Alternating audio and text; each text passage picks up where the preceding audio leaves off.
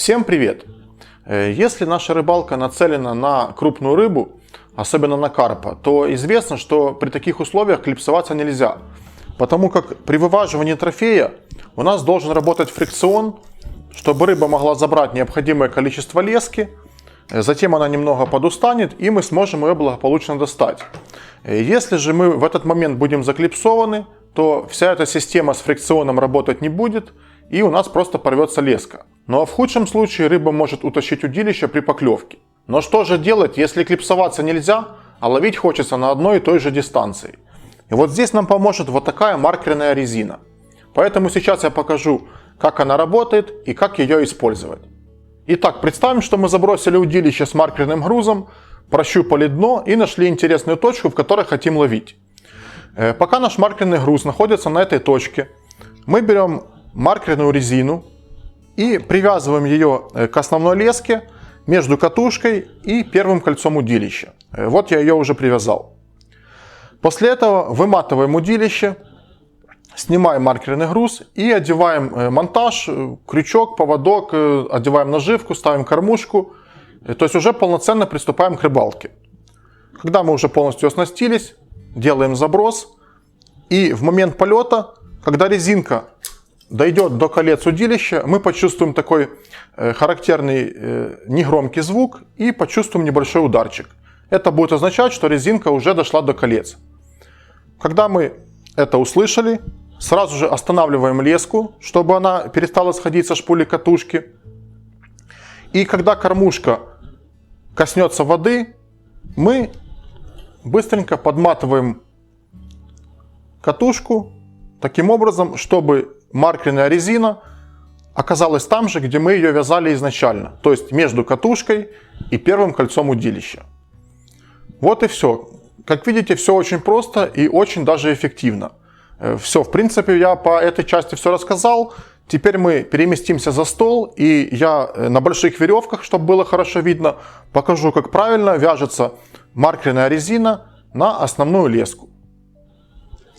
Представим, что черная веревка – это основная леска, а красная веревка – это маркерная резина. Вначале необходимо отрезать такой кусок маркерной резины, чтобы нам было комфортно ее вязать. Это где-то 10-15 сантиметров. Ну, как видите, я вот кусок шнура уже отрезал, который у нас имитирует маркерную резину. И теперь показываю, как это все вяжется. Берем маркерную резину и делаем вот такую петлю. Вот. Вот так. Теперь эту петлю вот таким образом прикладываем к основной леске. Вот так. Теперь удерживаем все это двумя пальцами одной руки, а второй рукой нам нужно вот этот свободный конец обмотать вокруг основной лески и вот этой части петли маркерной резины где-то 5-6 раз. Вот так.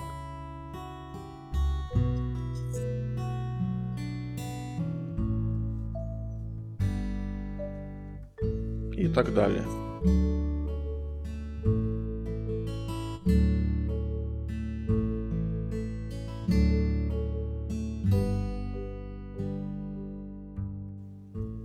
Ну вот, я сделал примерно 5 оборотов. И когда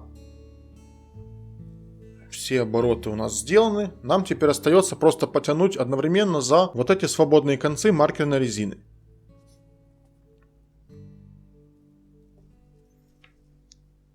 Вот так, хорошо это затягиваем.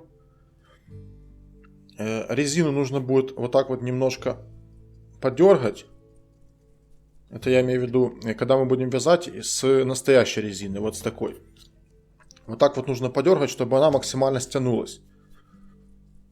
Но тоже без фанатизма, чтобы не порвать. Вот, и когда она полностью затянута, обрезаем лишние концы. Только обрезаем не полностью, а оставляем где-то ну, по 2 мм. По 2-3 мм, вот так.